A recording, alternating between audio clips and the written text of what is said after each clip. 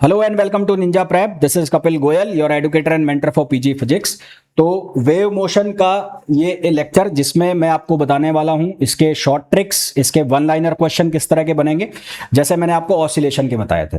और ये लेक्चर आप लोगों के लिए बहुत यूजफुल होने वाला है लास्ट टाइम के लिए, स्पेशली अगर आप यूकेपीएससी फिजिक्स लेक्चरर एग्जाम की प्रिपरेशन कर रहे हैं, यूपी जीआईसी लेक्चरर एग्जाम की प्रिपरेशन कर रहे हैं, या फिर एचपीआरसीए का जो पीजीटी फिजिक्स का एग्जाम है, या किसी भी पीजीटी फिजिक्स एग्जाम के लिए प्रिपरेशन कर रहे हैं, तो ये लेक्चर आप लोगों के लिए बहुत यूजफुल होने वाला है। तो एंड तक देखिएगा, कोई भी दिक्कत हो तो कमेंट करके पूछेगा। और सबसे बड़ी बात, वीडियो को लाइक नहीं किया है, चैनल को सब्सक्राइब नहीं किया है, तो वीडियो को प्लीज लाइक जरूर कर दो, चैनल को सब्सक्राइब जरूर कर दो, क्योंकि आपके लाइक करने से, चैनल को सब्सक्राइब करने से इन वीडियोस की रीच बनती है। आपकी तरह और भी लोग जो प्रिपरेशन कर रहे हैं वहां तक ये वीडियोस पहुंच जाते हैं और चैनल भी ग्रो कर जाता है। तो चलिए स्टार्ट करते हैं। हाँ जी, देखो, वेव मोशन में सबसे पहले इसकी डेफिनेशन से हम बात करते हैं। तो वेव मोशन का मतलब क्या है कि एनर्जी का ट्रांसपोर्टेशन, एक पॉइंट से दूसरे पॉइंट की तरफ एनर्जी का ट्रांसपोर्टेशन हो रहा है without any transportation of matter. Matter का कोई भी ट्रांसपोर्टेशन नहीं हो रहा। यहां पर जो ट्रांसपोर्टेशन हो रहा है वो किसका हो रहा है? एनर्जी का ट्रांसपोर्टेशन हो रहा है। अब यदि जो ये ट्रांसपोर्टेशन है किसी मीडियम के अंदर हो रहा है, तो मीडियम के जो पार्टिकल हैं वो अपनी मीन पोजीशन के अबाउट क्या करेंगे? ऑसिलेट करेंगे। मीडियम के पार्टिकल मीन पोजीशन के अबाउट ऑसिलेट करेंगे, वो ट्रांसफर नहीं करेंगे। एनर्जी ट्रांसफर करेगी, पर पार्टिकल जो है वो अपनी जगह पर अपनी जगह पर ऑसिलेट करेंगे, वो ट्रांसपोर्ट नहीं करेंगे, है ना। तो पार्टिकल्स जो है वो वेव के साथ ट्रेवल नहीं करेंगे। तो ओनली एनर्जी और डिस्टरबेंस जो है वो क्या होगा? प्रोपोगेट होगा। तो ये जो है, जब एनर्जी का ट्रांसफॉर्मेशन हो रहा है एक जगह से दूसरे जगह पर without any transportation of matter, तो उसको हम कहते हैं वेव मोशन कहते हैं। यानी कि एक वेव बन जाएगी, जैसे रस्सी के ऊपर आप वेव बनाते हो, ऐसे जिम के अंदर चलाते हो तो वो वेव बनती हुई दिखती है, तो आपको वो क्या दिखता है? एनर्जी का ट्रांसपोर्टेशन हो रहा है। अब दो जो वेव्स है उसको कितने टाइप से हम बांट सकते हैं? तो एक होता है लॉन्गिट्यूडनल वेव। लॉन्गिट्यूडनल वेव में क्या होता है? जो वाइब्रेशन होता है, जो मीडियम का जो वाइब्रेशन है, पार्टिकल जो वाइब्रेशन करते हैं वो प्रोपोगेशन की डायरेक्शन के अलोंग करते हैं। जैसे कि ये आपको डायग्राम दिख रहा है, यहाँ पर जो वेव मोशन है वो ये डायरेक्शन है, तो वाइब्रेशन की डायरेक्शन भी जो प्रोपोगेशन की डायरेक्शन है उसके अलोंग ही है, या तो उसके एंटी पैरेलल है या उसके पैरेलल है। और इस तरह की जो वेव होती है उसको हम क्या नाम देते हैं? Longitudinal wave. इसमें जो यहाँ पर प्रोपोगेशन होगा वो कंप्रेशन और रिफ्रैक्शन के थ्रू होगा। कंप्रेशन मतलब ऐसे दब जाना, रिफ्रैक्शन का मतलब खुल जाना। तो आपको यहाँ डायग्राम दिख रहा है, कंप्रेशन और रिफ्रैक्शन, कंप्रेशन और रिफ्रैक्शन, इस तरह से यहाँ पर ट्रांसपोर्टेशन हो रहा है। यहाँ पर जरूरी है लॉन्गिट्यूडनल वेव की जब हम बात करेंगे तो यहाँ पर जो मीडियम है उसके अंदर वॉल्यूम इलास्टिसिटी होनी चाहिए। क्या होनी चाहिए? वॉल्यूम इलास्टिसिटी होनी चाहिए। और यहाँ पर प्रेशर और वॉल्यूम में क्या होगा? चेंज होगा। लॉन्गिट्यूडनल वेव्स जो है उसके एग्जाम्पल क्या क्या होते हैं? साउंड वेव्स, एयर के अंदर जो साउंड वेव है लॉन्गिट्यूडनल वेव का एग्जाम्पल है। लिक्विड के अंदर जो वेव है वो लॉन्गिट्यूडनल वेव का एग्जाम्पल है। इसी तरह से कंप्रेशन वेव्स जो है सॉलिड के अंदर, वो भी किसका एग्जाम्पल है? लॉन्गिट्यूडनल वेव का एग्जाम्पल है।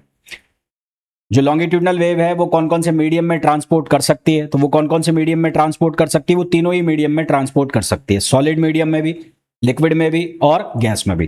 सवाल यहां पर ये बनता है कि बहुत बेसिक सा क्वेश्चन बनता है कि साउंड वेव किसका एग्जाम्पल होता है? तो वो लॉन्गिट्यूडनल वेव का एग्जाम्पल होता है। फिर दूसरा सवाल ये बन जाता है कि लॉन्गिट्यूडनल वेव कौन कौन से मीडियम में ट्रांसपोर्ट कर सकती है? तो कौन कौन से मीडियम में कर सकती है? सॉलिड, लिक्विड और गैस, तीनों में ही ट्रांसपोर्ट कर सकती है ना। बहुत बेसिक सा क्वेश्चन है ये।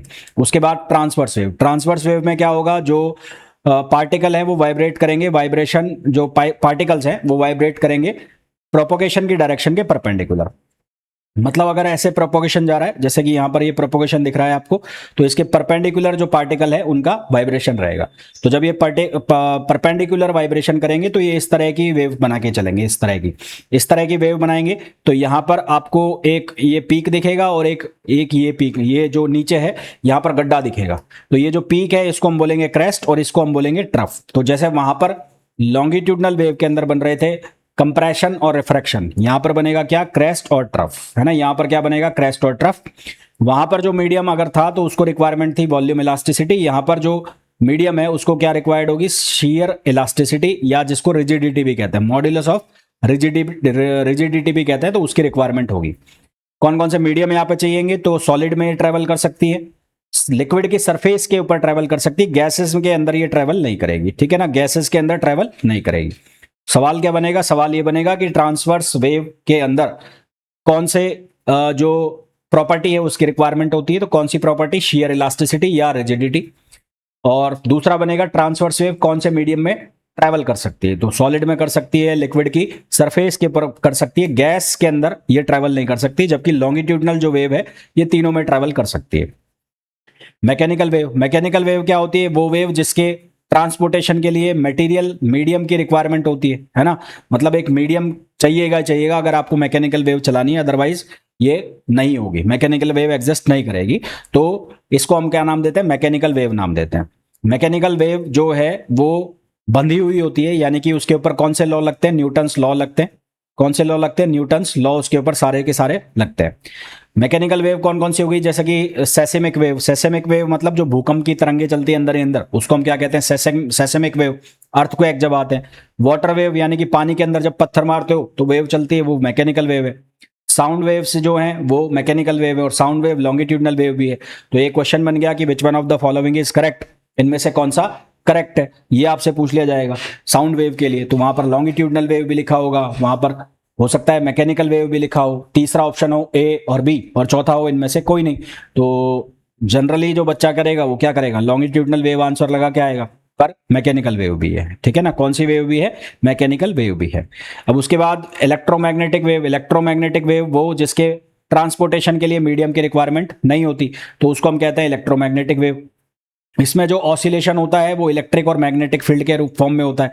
इलेक्ट्रिक फील्ड और मैग्नेटिक फील्ड दोनों एक दूसरे के परपेंडिकुलर डायरेक्शन में क्या करते हैं, वाइब्रेट करते हैं, है ना। तो इसके लिए कोई मीडियम की रिक्वायरमेंट नहीं होती। इसका एग्जाम्पल क्या क्या हो जाते हैं, इसके एग्जाम्पल हो जाते हैं लाइट, सन से जो लाइट आ रही है वो इसका एग्जाम्पल है ना। इसके अलावा जो ईएम वेव्स होती है वो भी इलेक्ट्रोमैग्नेटिक वेव होती है। फिर आती है हमारे पास मैटर वेव्स।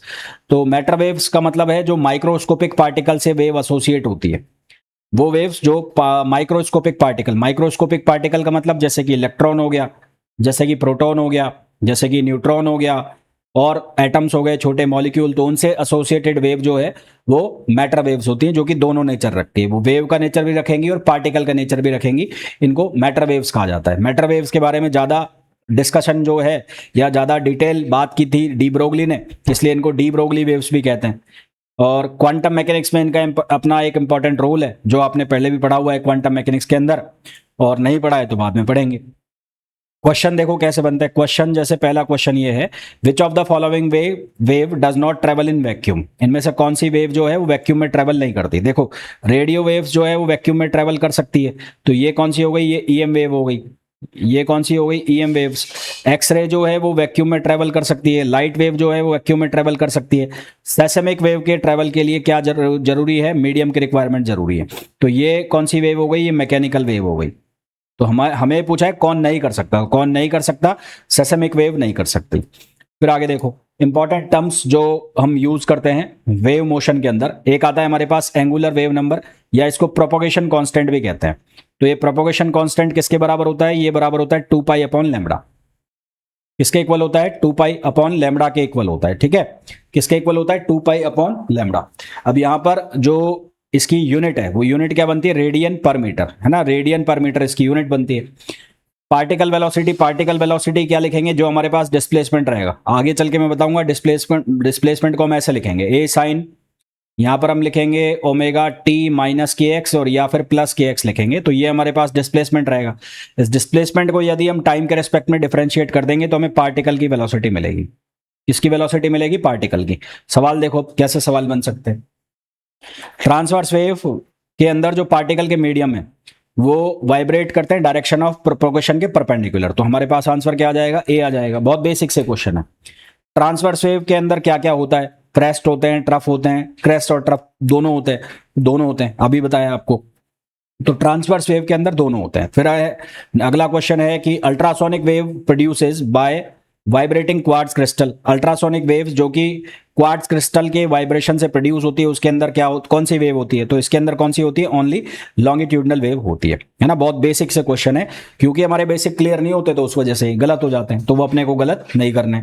वेव वेलोसिटी का मतलब है कि जो डिस्टेंस ट्रेवल करेगी वेव और अपॉन टाइम टेकन। अच्छा एक चीज और बता दूं, मैंने यहाँ दो चीजों की बात करी, एक बात करी मैंने पार्टिकल वेलोसिटी की, एक वेव वेलोसिटी।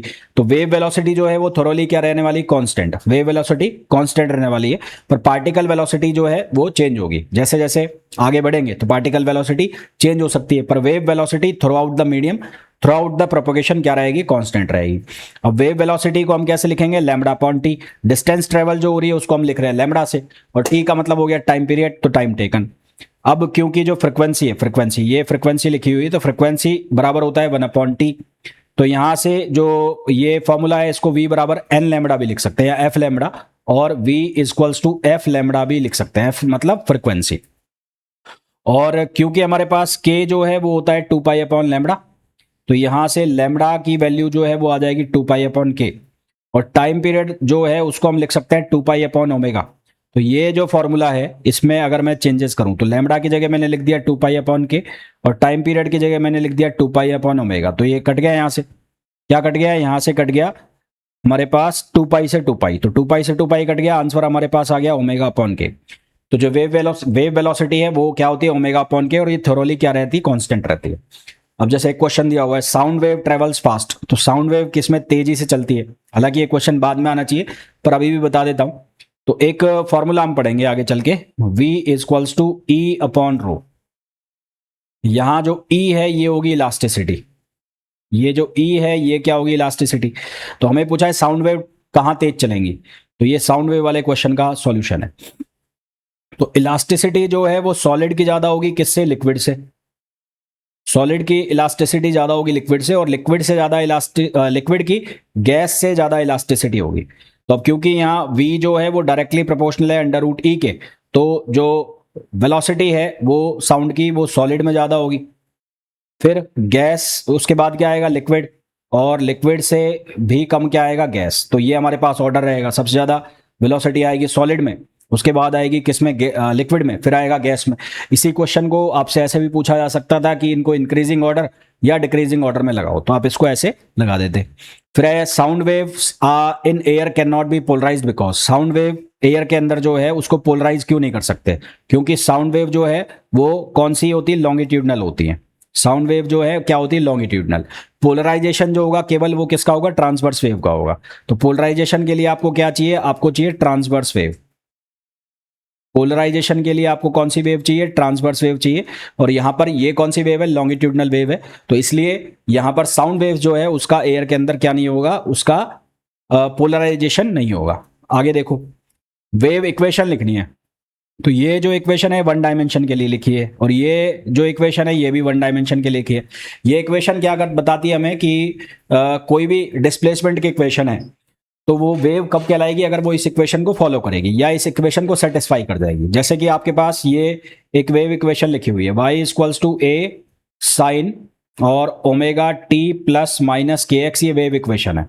तो ये वेव की इक्वेशन है, कैसे पता लगे, तो उसके लिए इसका सेटिस्फाई होना जरूरी है। मतलब आप दो बार इसको, अगर ये x में, एक डायरेक्शन में x में, तो इसको दो बार x के रेस्पेक्ट में डिफरेंशिएट करो, और दो बार इसको t के रेस्पेक्ट में डिफरेंशिएट करो, इस तरह की इक्वेशन आपके पास बन जाएगी, तो ये वेव है, अदरवाइज ये वेव नहीं है। और दूसरी चीज क्या है कि x और t की हर वैल्यू के लिए y की डेफिनेट वैल्यू आनी चाहिए। तो एक तो ये कंडीशन हो गई, कंडीशन टू बी वेव। तो कंडीशन फॉर वेव, तो पहला तो है कि ये इक्वेशन सेटिस्फाई होनी चाहिए, तो इस equation should be satisfied, equation should be satisfied.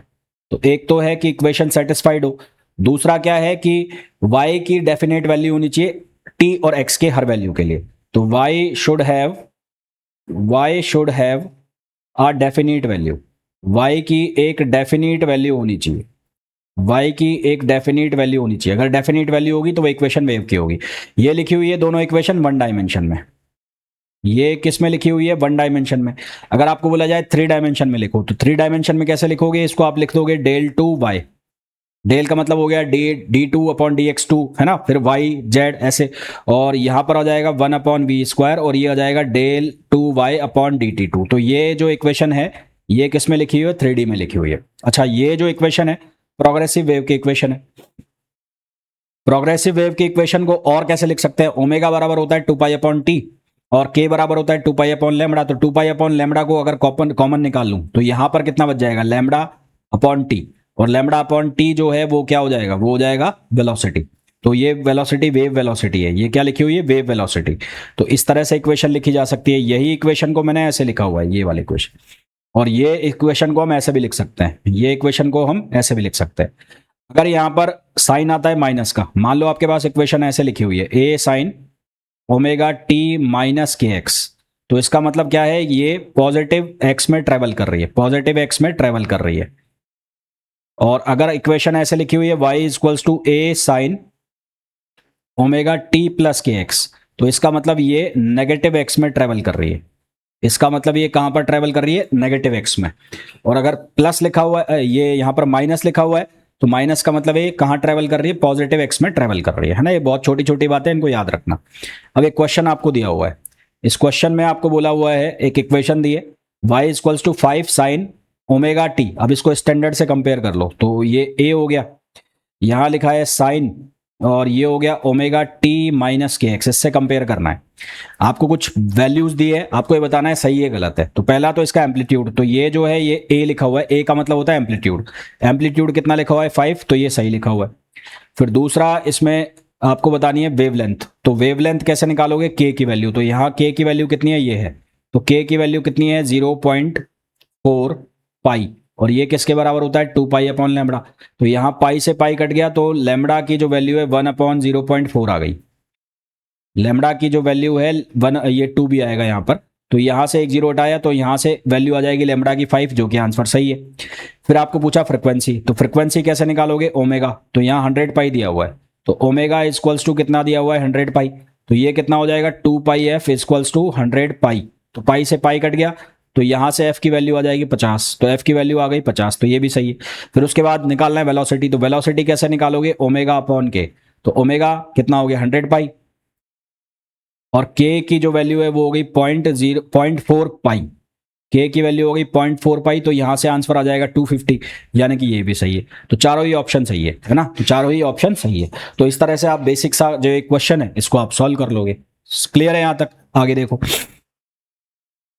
Next question दिया है, a progressive wave is represented by, तो मैक्सिमम पार्टिकल, अच्छा एक रिलेशन मैं आपको बता देता हूं, पार्टिकल की वेलोसिटी और वेव वेलोसिटी के बीच में एक रिलेशन होता है, पार्टिकल की वेलोसिटी और वेव वेलोसिटी। तो रिलेशन क्या होता है, पार्टिकल वेलोसिटी,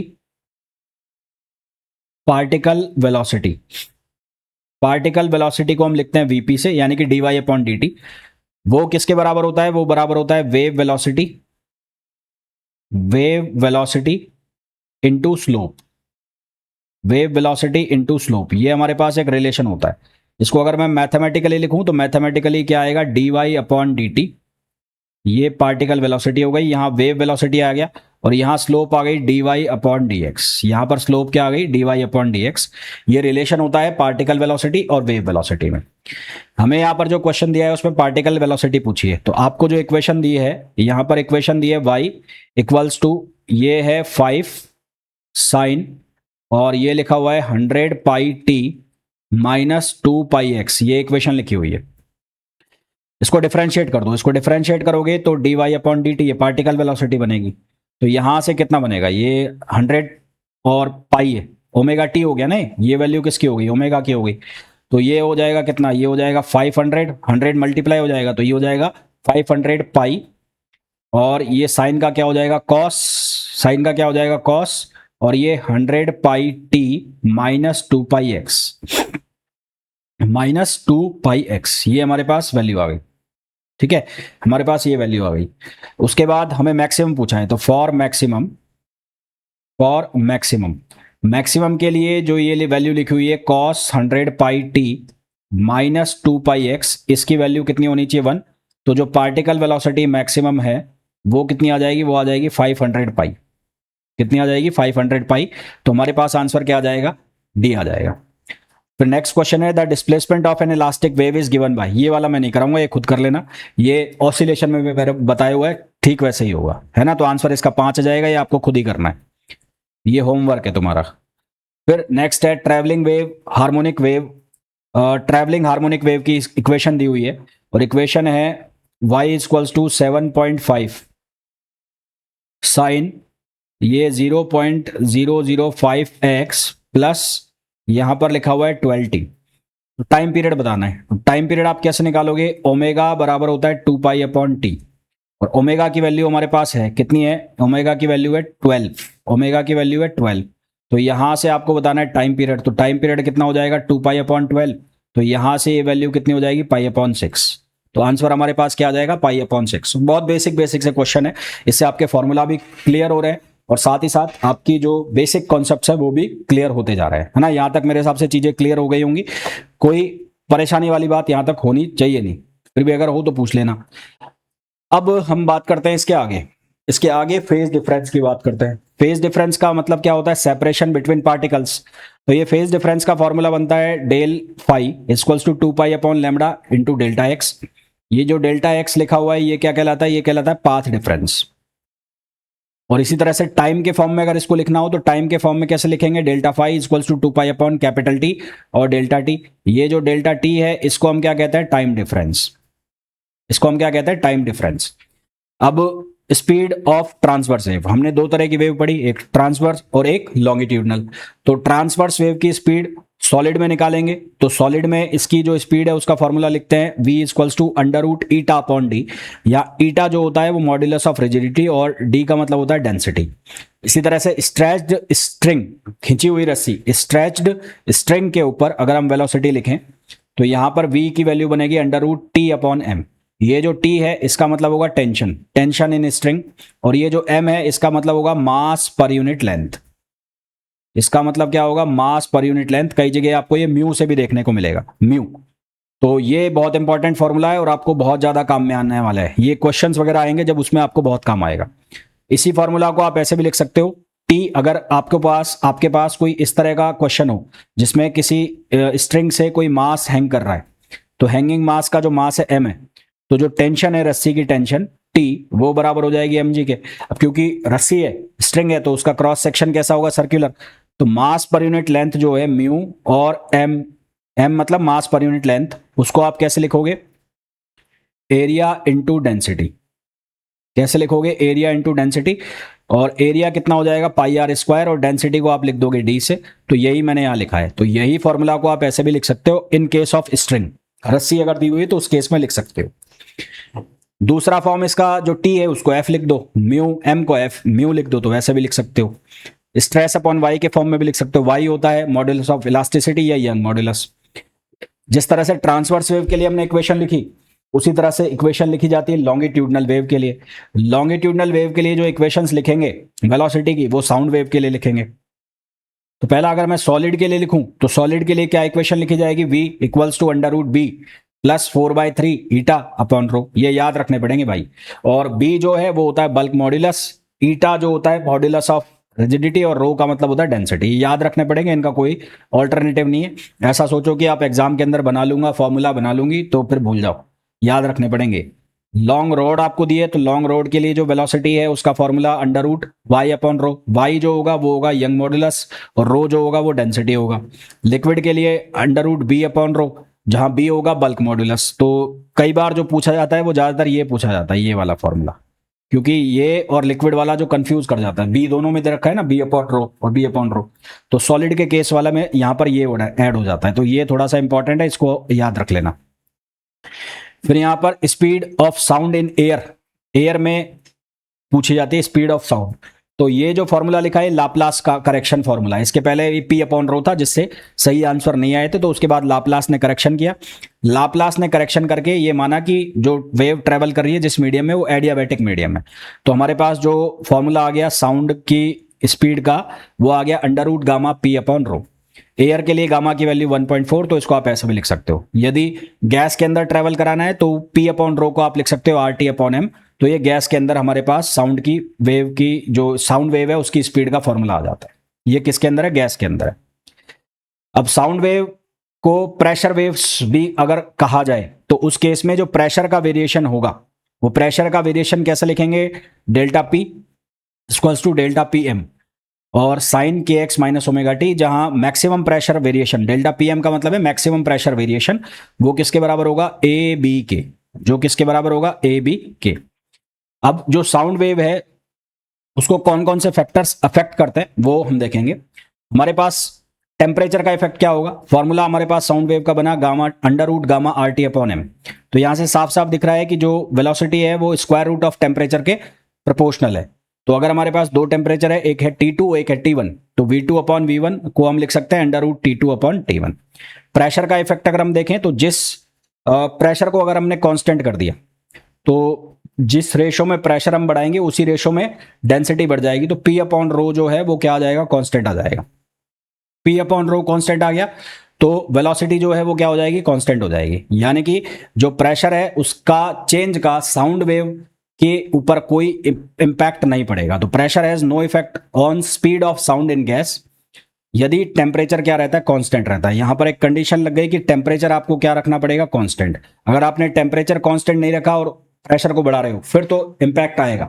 आपने टेम्परेचर को कांस्टेंट रखा हुआ है तो उस केस में अगर आप प्रेशर बढ़ाते हो तो पी अपॉन रो जो है उसकी वैल्यू क्या हो जाएगी, कांस्टेंट, और वेलोसिटी जो है वो क्या हो जाएगी, कांस्टेंट हो जाएगी। तो इस चीज का आप बहुत ध्यान रखना, ये क्वेश्चन बहुत बार पूछा जाता है। आपको बोल दिया जाएगा पहले प्रेशर था P, उसके बाद प्रेशर कर दिया 2P, तो साउंड की वेलोसिटी बताओ। तो एक ऑप्शन होगा V, दूसरा ऑप्शन होगा √2V, तीसरा ऑप्शन होगा 2V। तो क्योंकि आपको ये फॉर्मूला दिख रहा है, इसमें आपको दिख रहा है कि V जो है वो डायरेक्टली प्रोपोर्शनल है स्क्वायर रूट ऑफ P के, तो आप 2 टाइम्स करोगे और आंसर निकाल के आओगे √2P, जो कि क्या हो जाएगा, गलत हो जाएगा, है ना। तो वो नहीं करना है अपने को। फिर उसके बाद ह्यूमिडिटी का इफेक्ट पूछा जाता है। तो वेलोसिटी जो है वो डेंसिटी के स्क्वायर रूट के इनवर्सली प्रोपोर्शनल है, डेंसिटी के स्क्वायर रूट के इनवर्सली प्रोपोर्शनल है। तो ह्यूमिडिटी जो है वो डिक्रीज करती है डेंसिटी ऑफ एयर को। ह्यूमिडिटी का मतलब होता है जो हवा है उसमें पानी का कंटेंट कितना है, वाटर कंटेंट कितना है। जैसे बारिश आने वाली होती है तो हम ये कहते हैं ना कि ह्यूमिडिटी ज़्यादा हो गई है, मतलब जो एनवायरनमेंट है उसमें पानी का कंटेंट ज़्यादा हो जाना, तो उससे उसको हम बोलते हैं ह्यूमिडिटी। ह्यूमिडिटी जितनी ज़्यादा होती है उतनी ज़्यादा बरसात आने के चांसेस होते हैं। जैसे कि समुद्र वाले एरिया होते हैं, है ना, आपने देखा होगा, सुना होगा, जैसे मुंबई है वहां आपको बोलते हैं कि बहुत अचानक से कई बार बारिश हो जाती है। क्यों? क्योंकि वो कहाँ पर है, वो जो बैंक है उसके ऊपर है, मतलब समुद्र किनारे है, तो वहां पर ह्यूमिडिटी ज्यादा होगी, पानी का कंटेंट ज्यादा होगा। तो ह्यूमिडिटी ज्यादा होगी तो उससे डेंसिटी जो है एयर की वो क्या हो जाती है, कम हो जाती है। डेंसिटी कम हो जाएगी तो वेलोसिटी क्या हो जाएगी, बढ़ जाएगी। तो इसका मतलब ये है कि मॉइस्ट एयर के अंदर जो साउंड की स्पीड है वो ज्यादा होगी, किसके कंपैरिजन में, ड्राई एयर के कंपैरिजन में। तो ये एक बहुत अच्छा क्वेश्चन बन गया कि वेलोसिटी ऑफ साउंड ज्यादा होगा किसमें, मॉइस्ट एयर में। मॉइस्ट एयर मतलब जिसके अंदर नमी है, वाटर कंटेंट है, वो ज्यादा होगा किससे, ड्राई एयर से। ड्राई एयर के अंदर जो डेंसिटी है वो ज्यादा होगी, डेंसिटी ज्यादा होगी तो वेलोसिटी क्या होगी, कम होगी। ध्यान रखना, ह्यूमिडिटी बढ़ेगी तो डेंसिटी घटेगी, डेंसिटी घटेगी तो वेलोसिटी जो है वो बढ़ेगी। तो इसलिए जो मॉइस्ट एयर है, मॉइस्ट एयर के अंदर जो स्पीड है साउंड की वो ज्यादा होती है किससे, ड्राई एयर से। अब ये मैं आपको डायरेक्ट वन लाइनर क्वेश्चंस बता रहा हूं जो कि पूछे जाते हैं, तो इनको याद रखना। अब साउंड वेव का क्लासिफिकेशन किस तरह से किया जाता है, तो इसको 3 तरह से क्लासिफाई किया जाता है। एक होती है इंफ्रासोनिक वेव। इंफ्रासोनिक वेव वो होती है जिसकी जो फ्रिक्वेंसी है वो 20 हर्ट्ज से कम होती है, ये हमारे कानों को नहीं सुनाई देती, और इसको डिटेक्ट जो कर सकते हैं वो कौन डिटेक्ट कर सकते हैं, सांप यानी कि स्नेक्स इसको डिटेक्ट कर सकते हैं। फिर अगला है ऑडिबल वेव्स, जिनको सुना जा सकता है, तो उनकी जो फ्रिक्वेंसी है वो की रेंज होती है 20 हर्ट्ज से लेकर 20,000 तक। उसकी जो रेंज होती है 20 हर्ट्ज से लेकर 20,000 तक की रेंज होती है, और इसको ह्यूमन ईयर यानी कि हमारे कान आसानी से सुन सकते हैं। अल्ट्रासोनिक जिसकी फ्रिक्वेंसी 20,000 से ज्यादा होती है तो इनको हम नहीं सुन सकते, और इनको हम सुपरसोनिक और अल्ट्रासोनिक वेव भी कहते हैं। इनको हम सुपरसोनिक और अल्ट्रासोनिक वेव भी नाम देते हैं। ठीक है, यहां तक क्लियर? एक मिनट रुको भाई।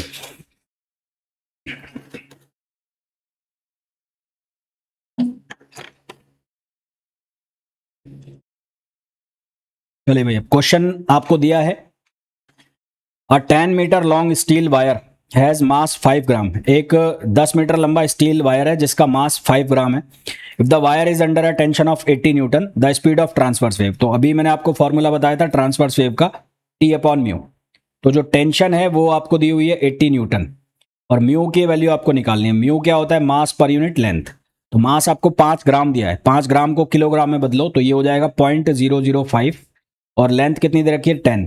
तो यहाँ ये वैल्यू डालनी है 0.005, और ये हो जाएगा 10, 10 ऊपर चला जाएगा तो 800। तो यहाँ से ये जीरो हटाओ तो ये 3 जीरो और पहुंचा दो ऊपर, 3 जीरो और पहुंचा दो। तो यहाँ से इसको काटो तो 16 पंज 80, तो ये कितना आएगा, 400 metre, 400 metre per second answer आ जाएगा।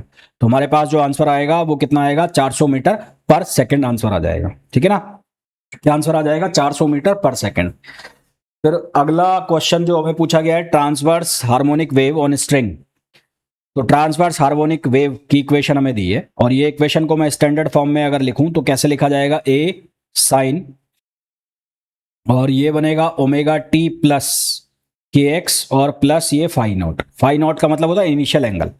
अब कंपेयर करते जाओ, यहां बोला है wave is travelling in negative x direction, तो यहां पर प्लस आया और मैंने आपको बोला था कि अगर प्लस आएगा तो इसका मतलब ये किस में ट्रैवल करेगी, ये ट्रैवल करेगी नेगेटिव एक्स डायरेक्शन में। तो ये किस में ट्रैवल कर रही है, नेगेटिव एक्स डायरेक्शन में ट्रैवल कर रही है, बिल्कुल सही है।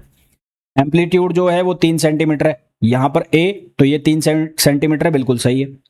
फिर लिखा हुआ है the speed of wave is 20 metre per second, तो स्पीड ऑफ वेव कैसे निकालेंगे, ओमेगा अपॉन के।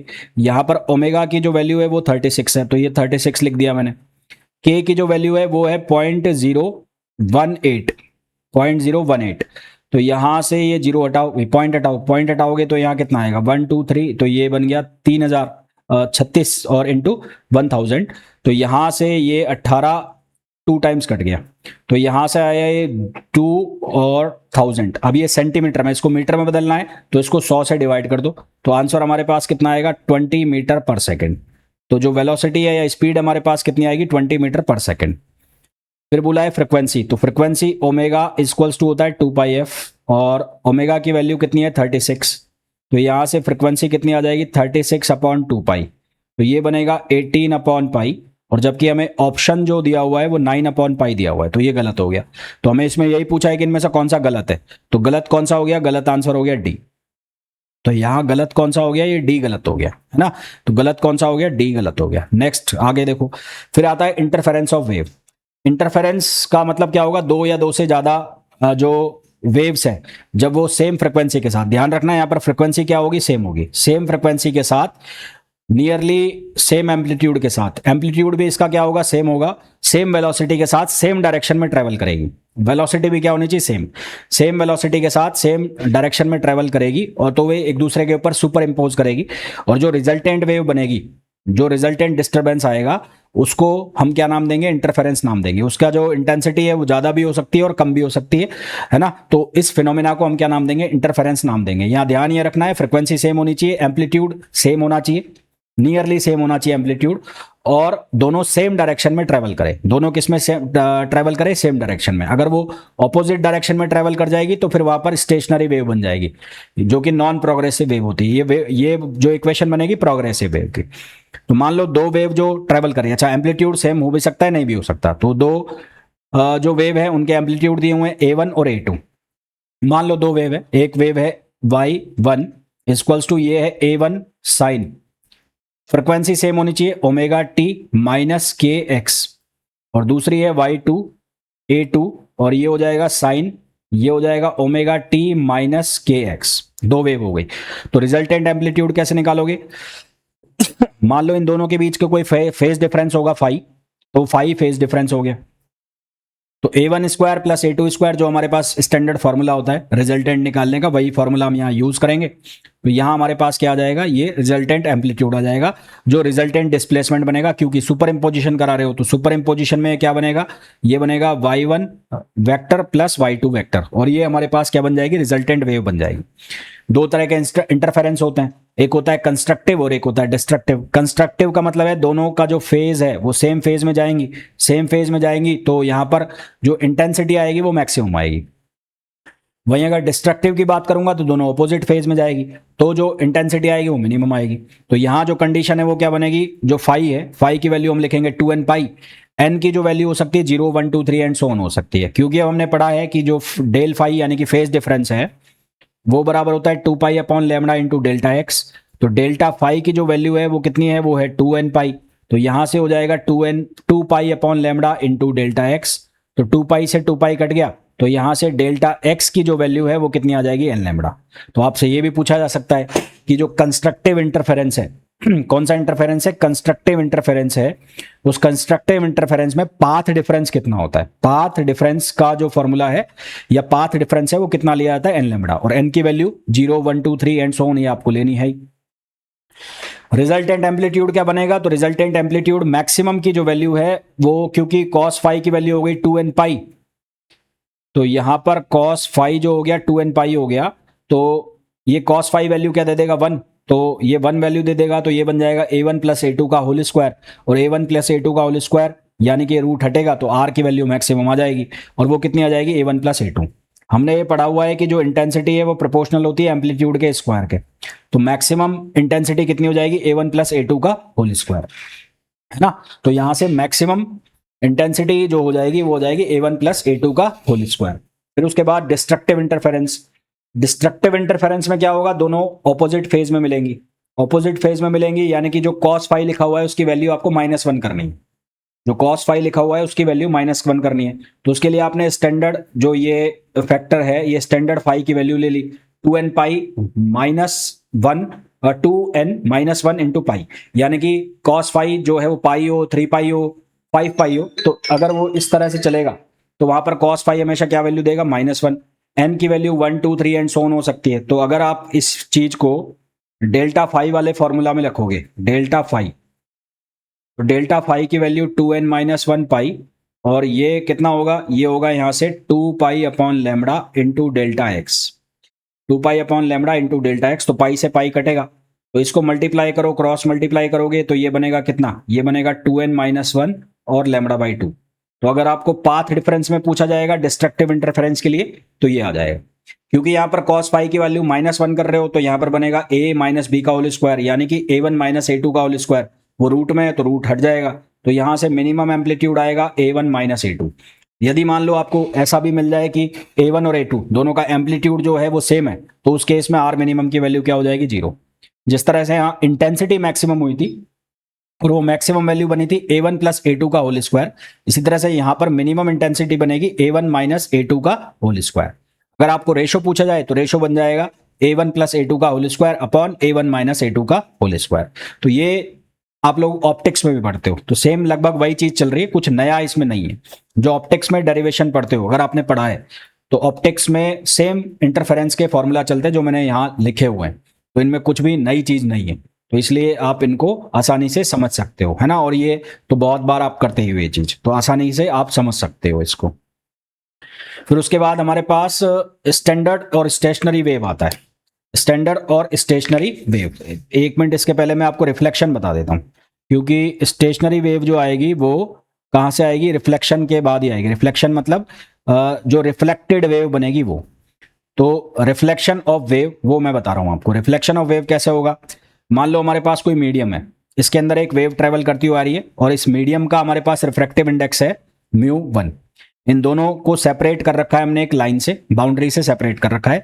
ये वाला जो मीडियम है इसका रिफ्रैक्टिव इंडेक्स है μ1, और ये वाला जो रिफ्रैक्टिव इंडेक्स है इसका जो मीडियम है इसका रिफ्रैक्टिव इंडेक्स है μ2।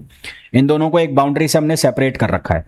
तो यहाँ पर जो वेव आएगी ये इंसिडेंट वेव है, तो ये इंसिडेंट वेव जो है ये पार्टली तो क्या करेगी, रिफ्रैक्ट करेगी। ये तो कौन सी होगी, रिफ्रैक्टेड, और कुछ पार्ट इसका टकरा के वापस लौट जाएगा, तो ये वाली वेव जो होगी ये कौन सी होगी, रिफ्लेक्टेड वेव। तो कुछ हिस्सा तो रिफ्रैक्ट कर जाएगा और कुछ हिस्सा क्या हो जाएगा, रिफ्लेक्ट हो जाएगा। तो रिफ्रैक्टेड वाला जो हिस्सा है उसको हम ट्रांसमिटेड वेव भी कहेंगे, और एक कुछ हिस्सा जो रिफ्लेक्ट हो गया उसको हम रिफ्लेक्टेड वेव कहेंगे। इसको अब वेव से कैसे रिलेट करोगे, वेव से ऐसे रिलेट करोगे, मान लो आपने एक रस्सी ली हुई है, उस रस्सी को एक फिक्स एंड से बांध दिया, जैसे जिम में करते हैं, तो फिक्स एंड से बांध दिया, तो आप जब इसको ऐसे चलाओगे उसमें डिस्टरबेंस क्रिएट करोगे तो वहां पर एक पल्स जनरेट होगी, वो पल्स आगे बढ़ती हुई जाएगी, पल्स आगे बढ़ती हुई जाएगी तो आपको लगेगा वेव जा रही है, वो वेव आगे ट्रेवल करती हुई जाएगी और यहाँ इस रस्सी से टकराएगी। इस रस्सी से टकराएगी तो जैसे इस रस्सी ये फिक्स एंड से टकराएगी तो इस फिक्स एंड से टकराने के बाद उसका जो फेज है वो चेंज हो जाएगा। फेज चेंज हो जाएगा किससे, पाई से, 180 डिग्री से घूम जाएगी। ये 180 डिग्री से घूम के आ गई वापस और नेगेटिव एक्स डायरेक्शन में हो गई। किसमें हो गई, नेगेटिव एक्स डायरेक्शन में हो गई।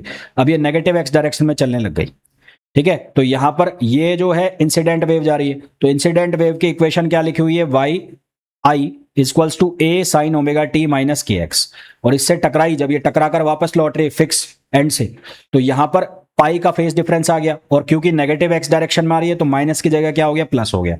तो ये रिफ्लेक्टेड वेव की इक्वेशन आ गई। ये किसकी इक्वेशन आ गई, रिफ्लेक्टेड वेव की, y r equals to a sine omega t plus k x plus pi, ठीक है। तो जब हमारे पास कोई भी पल्स जो है वो फिक्स एंड से टकराएगी, ये याद रखना, ऑब्जेक्टिव क्वेश्चन बता रहा हूं।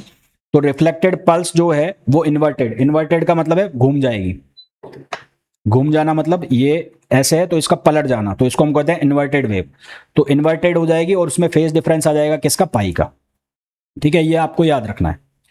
तो यहां पर हमारे पास ये किसकी कंडीशन है, रिफ्लेक्शन की कंडीशन है। अब रिफ्लेक्शन फ्रॉम फ्री एंड, अगर यहां पर फिक्स एंड ना होता और इसकी जगह फ्री एंड होता, तो फ्री एंड होता तो क्या होता, जब भी फ्री एंड होगा तो यहां पर जो फेज चेंज है, फेज डिफरेंस, तो वो फेज डिफरेंस किससे आएगा, वो फेज डिफरेंस होगा 0 डिग्री। यानी कि यहां से टकराकर ये घूमी तो है, ये नेगेटिव डायरेक्शन में तो आई है, पर यहां पर फेज डिफरेंस 0 का है। तो यहां इंसिडेंट वेव जो है वो a sin omega t minus k x है, और रिफ्लेक्टेड वेव जो है a sin omega t plus k x है। पर यहां पर फाई जो फेज डिफरेंस है वो पाई का नहीं आया है ना, यहां पर इन्वर्टेड नहीं हुई। जैसे यहां पर क्या हो गई थी, इन्वर्टेड हो गई थी, घूम गई थी, यहां पर ये इन्वर्टेड नहीं हुई। तो ये चीज भी आपको याद रखनी है। तो फ्री एंड से जब भी टकराकर वापस लौटेगी तो वहां पर फेज डिफरेंस नहीं होगा, डायरेक्शन जो है वो चेंज हो जाएगी, ऑपोजिट डायरेक्शन में वो ट्रेवल करने लग जाएगी। अब स्टैंडिंग वेव क्या होती है, स्टैंडिंग वेव क्या होती है कि जब दो ट्रेवलिंग वेव, एक ही वेव के दो पार्ट है, एक है इंसिडेंट और एक है रिफ्लेक्टेड, जब क्या होगा, स्टैंडिंग वेव कब बनेगी, जब हमारे पास कोई दो ट्रेवलिंग वेव है जो ऑपोजिट डायरेक्शन में आ रही है, ऑपोजिट डायरेक्शन में आ रही है, जिनका एम्पलीट्यूड सेम है। एम्पलीट्यूड क्या होना चाहिए, सेम। अब एम्पलीट्यूड सेम क्यों होगा, क्योंकि एक ही वेव है, तो एक ही वेव के दो हिस्से हो रहे हैं, एक इंसिडेंट एक रिफ्लेक्टेड, तो उसका एम्पलीट्यूड तो सेम होना है। फ्रीक्वेंसी भी क्या होनी चाहिए, सेम। वेवलेंथ भी क्या होनी चाहिए, सेम। और स्पीड भी क्या होनी चाहिए, सेम। अगर आपको स्टैंडिंग वेव बनानी है तो कंडीशन क्या है कि एम्पलीट्यूड सेम हो, फ्रीक्वेंसी सेम हो, वेवलेंथ सेम हो और स्पीड सेम हो। जब दोनों आकर मिलेंगी तो क्या बनाएंगी, स्टैंडिंग वेव बनाएंगी। स्टैंडिंग वेव मतलब ऐसा लगेगा कि वो एक जगह पर खड़ी हो गई। जैसा कि यहां पर हमारे पास इंसिडेंट वेव की इक्वेशन है a sin omega t minus k x, और रिफ्लेक्टेड वेव की इक्वेशन है a sin omega t plus k x. जब इनका सुपर पोजिशन कराएंगे तो इन दोनों को ऐड कर दोगे, तो यहां से बनेगा a sin के x minus omega T, a sin के एक्स प्लस ओमेगा टी। तो हमारे पास जो रिजल्टेंट वेव बनेगी वो बनेगी a sin के एक्स ओमेगा टी। तो अगर मैं इसको देखूं तो यहां इक्वेशन जो है वो बन रही है 2a sin के एक्स और cos ओमेगा टी। अब यहां पर जो ये वाला टर्म लिखा हुआ है ये है एम्पलीट्यूड, ये वाला जो टर्म लिखा हुआ है ये एम्पलीट्यूड है। तो स्टैंडिंग वेव का जो एम्पलीट्यूड है वो वेरिएबल होता है, स्टैंडिंग वेव का एम्पलीट्यूड जो है वो वेरिएबल होता है। इसके पहले हमने प्रोग्रेसिव वेव पढ़ी थी, प्रोग्रेसिव वेव या ट्रैवलिंग वेव की इक्वेशन जो थी वो ये थी, y equals to a sine, ये लिखी हुई a sine omega t minus k x. तो यहां पर एम्पलीट्यूड था, कांस्टेंट था, यहां पर एम्पलीट्यूड जो है वो लोकेशन के साथ क्या कर रहा है, चेंज कर रहा है। तो ये वाली वेव्स जो हैं ये नॉन प्रोग्रेसिव वेव है, जबकि इसके पहले जो ट्रैवलिंग वेव पढ़ी हमने वो प्रोग्रेसिव वेव थी। अब यहां पर जो cos ओमेगा टी है, तो cos ओमेगा टी क्या शो कर रहा है, ये शो कर रहा है कि एम्पलीट्यूड वेरी कर रहा है किसके साथ, टाइम के साथ। साथ ही साथ साइन के एक्स जो है वो शो कर रहा है कि जो पोजीशन के साथ भी एम्पलीट्यूड क्या कर रहा है, वेरी कर रहा है। तो के एक्स की जो वैल्यू है वो अलग अलग हो सकती है, के एक्स की वैल्यू 0, पाई, 2 पाई, एन पाई हो सकती है, कुछ भी। तो यहां से एक्स की वैल्यू कितनी आ जाएगी, वो आ जाएगी 0, क्योंकि के बराबर क्या होता है, 2 पाई अपॉन लेमड़ा। तो एक्स की value 0, lambda by 2, lambda 3, lambda by 2, 2 lambda by 2, n lambda by 2। तो साइन के एक्स लिखा हुआ है, तो साइन के एक्स की वैल्यू 0 कब हो सकती है, तो साइन के एक्स की वैल्यू 0 कब हो सकती है, जब के एक्स किसके बराबर होगा, 0, पाई और एंड सो ऑन एन पाई। तो जब के एक्स एन पाई के बराबर हो जाएगा तो उस केस में y की वैल्यू क्या हो जाएगी, 0 हो जाएगी। और जहां पर y मतलब डिस्प्लेसमेंट 0 हो जाता है उसको हम क्या कहते हैं, नोड कहते हैं। तो उस पॉइंट को हम क्या कहते हैं, नोड। इसी तरह से यदि साइन के एक्स अपनी मैक्सिमम वैल्यू दे, मतलब वो अपनी वैल्यू दे कौन सी, +1 या -1, तो वो कब हो सकता है, π/2 या 3π/2, है ना, π/2 के मल्टीपल पर हो सकता है। तो के एक्स यदि π/2 हो, 3π/2 हो, 5π/2 हो, यानी कि स्टैंडर्ड फॉर्म में n+1/2 पाई अगर हम लिखें तो हमारे पास x की वैल्यू आएगी λ/4, 3 λ/4, 5 λ/4, इस तरह से आएगी। और वो पॉइंट जहां पर डिस्प्लेसमेंट मैक्सिमम होगा, वो पॉइंट्स जहां पर डिस्प्लेसमेंट मैक्सिमम होगा उन पॉइंट्स को हम क्या नाम देंगे, एंटी नोड्स नाम देंगे। उन पॉइंट्स को हम क्या नाम देंगे, एंटी नोड्स नाम देंगे। समझ आ गया। तो ये हमारे पास कौन सी वेव्स होती है, स्टैंडिंग वेव्स होती है। कौन सी होती है, स्टैंडिंग वेव्स होती है। अब स्टैंडिंग वेव अलग अलग तरीके से बनाई जाती है। एक बार हम लिखेंगे स्ट्रेच्ड स्ट्रिंग के अंदर, एक बार हम लिखेंगे ऑर्गन पाइप के अंदर, है ना। तो दो तरीके से हम स्टैंडिंग वेव को हमारे पास एक स्टैंडिंग वेव है स्ट्रेच्ड स्ट्रिंग की, जो कि दोनों एंड से फिक्स है।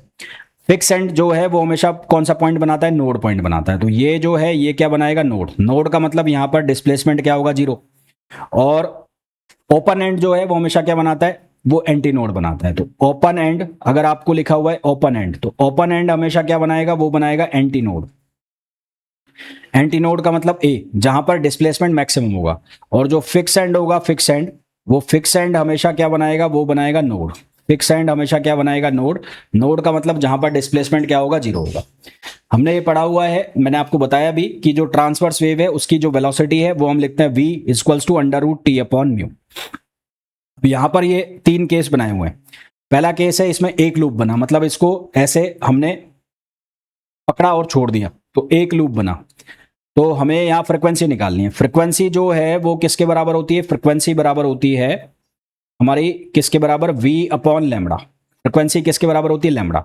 अच्छा ये चीज ध्यान रखना, दो कंसेक्यूटिव नोड, दो लगातार नोड के बीच की जो डिस्टेंस है वो होती है लैम्बडा बाई 2, एन है।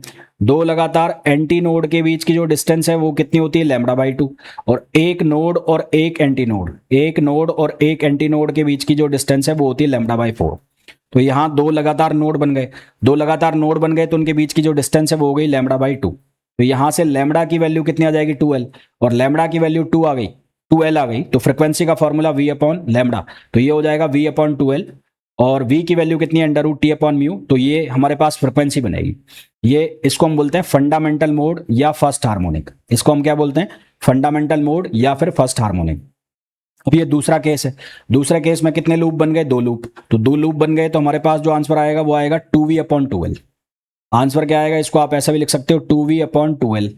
तो इसको आप ऐसा भी लिख सकते हो कि जो सेकेंड हार्मोनिक है, फर्स्ट आया तो फर्स्ट हार्मोनिक, सेकंड है तो सेकंड हार्मोनिक। तो वो सेकंड हार्मोनिक जो है वो फर्स्ट हार्मोनिक का 2 टाइम्स है। इसी तरह से 3 लूप होंगे, यहां पर अगर मान लो आपके पास 3 लूप है तो यहां पर आंसर क्या आ जाएगा, थर्ड हार्मोनिक। तो थर्ड हार्मोनिक के केस में क्या आ जाएगा, वो आ जाएगा 3v अपॉन 2l, है ना। तो सेकंड हार्मोनिक को आप बोलोगे फर्स्ट ओवरटोन, थर्ड हार्मोनिक को आप बोलोगे सेकंड ओवरटोन। तो स्टैंडर्ड फॉर्मूला जो इसका बनेगा वो नंबर ऑफ लूप्स के ऊपर डिपेंड कर रहा है। तो इस स्टैंडर्ड फॉर्मूला को हम लिख देंगे p upon 2l under root T upon mu, जहां p होगा नंबर ऑफ लूप्स।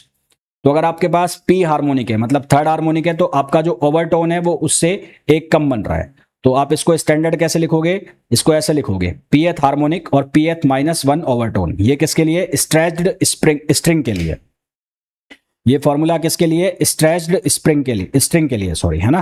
किसके लिए, स्ट्रेच्ड स्ट्रिंग। एक बार रुकना, ये ओपन ऑर्गन पाइप का लिखा हुआ है तो इसको मैं आगे शिफ्ट कर देता हूं।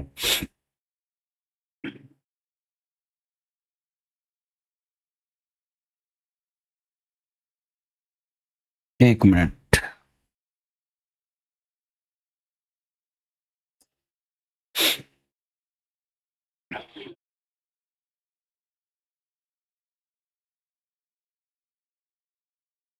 हाँ जी, एक मिनट रुकिएगा। हम्म,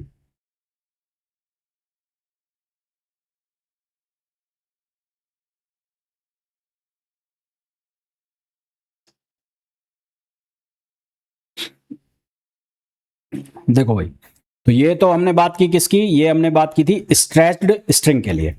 अब मैं बात करूंगा किसके लिए, ऑर्गन पाइप्स। तो ऑर्गन पाइप्स में 2 तरह के पाइप हम पढ़ते हैं।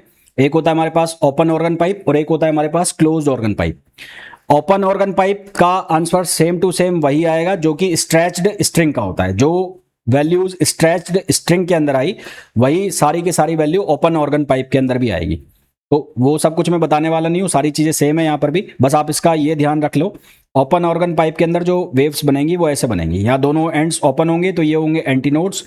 पहला जो केस होगा उसमें इक्वेशन आपको, या जो वेव है वो इस तरह से बनती हुई दिखेगी ऐसे। तो यहाँ इसके लिए जो इक्वेशन है वो बनेगी v अपॉन 2l। इसके लिए जो इक्वेशन है वो बनेगी v अपॉन 2l, जिसको आप कहोगे फर्स्ट हार्मोनिक या फंडामेंटल। और सेकंड जो आप बनाओगे, सेकंड आप बनाओगे तो सेकंड में आप ऐसे बनाओगे, यहाँ एंटीनोड और यहाँ एक पॉइंट ले आओ। तो ये जो वेव है ये इस तरह से बनेगी ऐसे, ठीक है। तो ये जो डिस्टेंस है ये हो जाएगी लैम्बडा बाई 4। ये जो डिस्टेंस है ये डिस्टेंस हो जाएगी लैम्बडा बाई 2 और ये जो डिस्टेंस है ये हो जाएगी लैम्बडा बाई 4। तो टोटल करोगे तो ये कितना आ जाएगा, एल आ जाएगा। तो ओवरऑल ये करोगे तो कितना आएगा, एल आएगा। तो यहाँ से कितना आ जाएगा, वी अपॉन एल, वही आंसर। इसी तरह से यहाँ बन जाएगा। तो जनरल फॉर्मूला यहाँ क्या हो जाएगा, एन वी अपॉन एल। तो यहाँ पर nth हार्मोनिक और n माइनस वन ओवरटोन है ना, वही सेम कहानी, nth हार्मोनिक और n माइनस वन ओवरटोन। यहाँ पर सारे के सारे हार्मोनिक्स जो हैं वो प्रेजेंट होंगे। तो जब हम ओपन ऑर्गन पाइप की बात करेंगे तो यहाँ पर सारे के सारे जो हार्मोनिक्स है वो प्रेजेंट होंगे। तो all harmonics are present, all harmonics are present. यहाँ पर जितने भी हार्मोनिक्स है सारे के सारे क्या होंगे, प्रेजेंट होंगे। ओवरटोन का रेशो दूसरे से चालू हो रहा है, तो 2 3 4 5 ऐसे मिलेगा। अगर हम नोड की पोजीशन मेजर करें ओपन एंड से, तो नोड की पोजीशन कैसे मेजर करोगे आप, ओपन एंड से मेजर करनी है। तो पहला नोड आपको कहाँ मिला था, या लैम्बडा बाई 4 पर मिला था। फिर दूसरा नोड आपको कहाँ मिलेगा, lambda by 4 plus lambda by 2 जोड़ दोगे। तो इस तरह से आपको नोड की पोजीशन मिलेगी और एंटी नोड की पोजीशन मिलेगी। याद करने की जरूरत नहीं है, 1 2 डायग्राम याद रखना, उससे आपको ये याद रहेगा। तो ओपन ऑर्गन पाइप के लिए जो हमारे पास स्टैंडर्ड फॉर्मूला है वो बनता है n अपॉन 2l या p अपॉन 2l लिख सकते हो। वेवलेंथ जो है वो कैसे लिखी जाएगी, 2l अपॉन n, ये याद रखना। वेवलेंथ जो है वो लिखी जाएगी 2l अपॉन n। और यहाँ nth ओवरटोन है, n प्लस वन हार्मोनिक है, या फिर आप ऐसा बोल सकते हो pth हार्मोनिक है और p माइनस वन ओवरटोन है ना। या तो nth ओवरटोन बोल के n प्लस वन हार्मोनिक कर लो, या आप ऐसा बोल लो कि nth हार्मोनिक है तो ओवरटोन कितना हो जाएगा, n माइनस वन ओवरटोन हो जाएगा। फिर उसके बाद हमारे पास एक चीज और मैं बता दूं इसमें, यहां पर जब ओपन ऑर्गन पाइप के लिए बात करेंगे, ये लिखा हुआ है ओपन ऑर्गन पाइप के लिए। तो ओपन ऑर्गन पाइप के लिए जितने भी हार्मोनिक्स है, चाहे वो ऑड है इवन है, सारे प्रेजेंट है, जो कि मैंने आपको बताया। ओवरटोन का रेशो 2 3 4 5, नोड्स की position lambda by 4, 3 lambda by 4, 5 lambda by 4, इस तरह से आ रही है, ऑड पे आ रही है। और एंटी नोड की पोजीशन आ रही है 0 lambda by 2, lambda 3 lambda by 2, यानी कि हर एक नंबर जो है वो किस में आ रहा है, एंटी नोड में आ रहा है। उसके बाद बात करेंगे ओपन के बाद क्लोज्ड ऑर्गन पाइप की। तो क्लोज्ड ऑर्गन पाइप आपको इस तरह से दिखेगा, एक एंड बंद है और एक एंड ओपन है। तो यहां पर जो वेव्स हैं वो इस तरह से बनेंगी। तो यहां वेव्स इस तरह से बनेंगी, तो यहां जो पहली कंडीशन बनेगी उसमें ये लेंथ जो है वो लैम्बडा बाई 4 आएगा, जैसा कि आपको इस डायग्राम में दिख रहा है। तो यहां पर हमारे पास जो फंडामेंटल है वो बन जाएगा v upon 4l। Stretched string और ओपन के केस में हमारे पास बन रहा था v अपॉन 2l, यहां बनेगा v अपॉन 3l। फिर यहां पर थर्ड हार्मोनिक बनेगा, यहां पर सेकंड हार्मोनिक नहीं आएगा, यहां पर थर्ड हार्मोनिक आएगा। तो थर्ड हार्मोनिक जो आएगा, थर्ड हार्मोनिक आएगा 3v अपॉन 4l, और थर्ड हार्मोनिक को यहां पर बोलेंगे हम फर्स्ट ओवरटोन। फिर यहां पर थर्ड के बाद सीधा आएगा फिफ्थ हार्मोनिक, थर्ड के बाद सीधा आएगा यहां पर फिफ्थ हार्मोनिक, और फिफ्थ हार्मोनिक जो है उसको हम बोलेंगे 5v अपॉन 4l, और ये होगा हमारा सेकंड ओवरटोन। ये क्या कहलाएगा, सेकंड ओवरटोन कहलाएगा। ठीक है, क्या कहलाएगा, सेकंड ओवरटोन। तो यहां पर स्टैंडर्ड फॉर्मूला जो हम बनाएंगे फ्रीक्वेंसी का, वो बनाएंगे 2n plus one v upon 4l, 2n plus one v upon 4l, जहां 2n प्लस वन जो है वो हमारा क्या होगा, हार्मोनिक होगा। 2n प्लस वन हार्मोनिक है तो nth ओवरटोन होगा। 2n प्लस वन हार्मोनिक है, इसका मतलब nth ओवरटोन होगा। अगर आपको बोला जाए फिफ्थ हार्मोनिक है, तो फिफ्थ हार्मोनिक का मतलब कितना हो गया, 2n plus one equals to 5 अपने रखा, तो यहां से 2n बराबर कितना हो गया, 4, तो n की वैल्यू कितनी हो गई, 2 हो गई। n क्या हो जाएगा, ओवरटोन हो जाएगा। यानी कि आपको फिफ्थ हार्मोनिक बोला है तो उसका मतलब कौन सा ओवरटोन हो गया, सेकंड ओवरटोन हो गया। ठीक है, स्टैंडर्ड फॉर्मूला है। वेवलेंथ आप ऐसे लिख लोगे यहां से। ठीक है, फ्रीक्वेंसी का फॉर्मूला बना लिया तो फ्रीक्वेंसी से आप वेवलेंथ लिख लोगे। nth ओवरटोन मतलब 2n प्लस वनथ हार्मोनिक। केवल और केवल ऑड हार्मोनिक्स यहां पर प्रेजेंट रहेंगे, 1 3 5 एंड सो ऑन। ओवरटोन्स का जो रेशो आएगा वो आएगा 3 5 7, 3 5 7 एंड सो ऑन, ये ओवरटोन का रेशो आएगा। जबकि हमने जो ओपन ऑर्गन पाइप पढ़ा, ओपन ऑर्गन पाइप में ओवरटोन का रेशो 2 3 4 5 ऐसे आ रहा था, यहां पर आएगा 3 5 7, 3 5 7। पोजीशन ऑफ नोड्स जो यहां पर होगी 0 lambda by 2, lambda 3 lambda by 2, जो कि वहां पर एंटी नोड्स की पोजीशन थी। और पोजीशन ऑफ एंटी नोड यहां पर वो हो जाएंगे जो वहां पर पोजीशन ऑफ नोड्स थी, लैम्बडा बाई 4, 3 लैम्बडा बाई 4, यानी कि एक दूसरे के उल्टे हुए। वहां पर जो एक्स की वैल्यू नोड्स की वैल्यू दे रही थी, वो यहां पर एक्स की वैल्यू एंटी नोड की वैल्यू देगी, और जो वहां पर जो वैल्यू एंटी नोड्स की वैल्यू मिल रही थी एक्स से, यहां पर किसके मिलेगी, नोड्स की वैल्यू मिलेगी। ठीक है, तो ये हमारे हो गए ओपन ऑर्गन पाइप और क्लोज ऑर्गन पाइप। अब यहां पर एंड करेक्शन होता है। एंड करेक्शन क्या होता है कि जब वेव रीच करती है ओपन एंड के ऊपर, तो वो एग्जैक्टली रिफ्लेक्ट नहीं होती, ओपन एंड से वो रिफ्लेक्ट नहीं करती है। वो उससे थोड़ा सा ऊपर जाके रिफ्लेक्ट करती है, वो उससे थोड़ा सा ऊपर जाके रिफ्लेक्ट करती है। तो वो जो डिस्टेंस है ओपन एंड के ऊपर की जो डिस्टेंस है, यानी कि ये वाली जो डिस्टेंस है, तो इस एंड, इसको हम कहते हैं करेक्शन एंड। इसको हम बोलते हैं जहां पर प्रेशर नोड बनता है। यहां पर कौन सा नोड बनेगा? Pressure node. ये कौन सा नोड बनेगा? Pressure node. तो इसको हम क्या नाम देते हैं? करेक्शन नाम देते हैं। ये जो डिस्टेंस है इसको हम बोलते हैं करेक्शन एंड। तो एंड करेक्शन जो है वो डिपेंड करता है रेडियस, ऑर्गन पाइप की जो रेडियस है उसके ऊपर डिपेंड करता है। इसकी value experimentally E equals to 0.6 R ली जाती है, और डायमीटर के फॉर्म में लिखें तो E इक्वल्स टू 0.3 D लिखी जाती है। डायमीटर के फॉर्म में लिखें तो इसको 0.3 D लिखा जाता है। हमारे पास ओपन ऑर्गन पाइप और क्लोज ऑर्गन पाइप दोनों है। तो अगर मैं ओपन ऑर्गन पाइप के लिए एंड करेक्शन लगा के फॉर्मूला लिखूं तो ये कितना बनेगा? F equals to NV upon, पहले लिखा होता 2L, अब ये लिखा जाएगा 2L प्लस 2E, क्योंकि ओपन ऑर्गन पाइप है तो दोनों एंड पे करेक्शन आएगा, तो प्लस 2E कर दिया। तो ये किसके लिए आया? NV upon 2L plus 2E। और अगर मैं क्लोज ऑर्गन पाइप के लिए लिखूंगा तो ये क्या लिखा जाएगा? 2N plus 1 V upon 4L plus E, क्योंकि यहां पर केवल एक ही एंड पे करेक्शन हो रहा है। तो इसके ऊपर काफी बार क्वेश्चन पूछ लिए जाते हैं, तो ये दोनों फॉर्मूला इंपॉर्टेंट है, इसको आप याद रखना। ये दोनों फॉर्मूला इंपॉर्टेंट लिखे हुए हैं, इनको आप याद रखना। फिर आपसे डिफरेंस पूछ लिया जाता है। डिफरेंस किस किस के बीच में पूछ लिया जाता है? डिफरेंस आपसे पूछ लिया जाता है ट्रैवलिंग वेव और स्टैंडिंग वेव के बीच में। ट्रैवलिंग वेव और स्टैंडिंग वेव के बीच में जो डिफरेंस है वो क्या होता है? सबसे पहला, ट्रैवलिंग वेव जो है, ट्रैवलिंग वेव के अंदर क्या होता है कि डिस्टरबेंस जो प्रोड्यूस हो रहा है वो प्रोपोगेट करता है डेफिनिट वेलोसिटी के साथ, जबकि स्टैंडिंग वेव में जो कन्फाइंड रीजन हो जाता है, तो in traveling wave the disturbance produced in a region propagate with a definite velocity, but in standing wave it is confined। standing wave में ये बंद जाती है, रुक जाती है एक जगह। traveling wave में motion of all particles are similar in nature, सभी पार्टिकल की जो मोशन है वो सिमिलर होती है, जबकि स्टैंडिंग वेव में different particle move with different amplitude, her particle का जो एम्पलीट्यूड है वो अलग अलग होता है। स्टैंडिंग वेव में जो particles at node are always rest, node के ऊपर पार्टिकल्स हमेशा किस में होते हैं? रेस्ट में होते हैं, स्टैंडिंग वेव के ऊपर।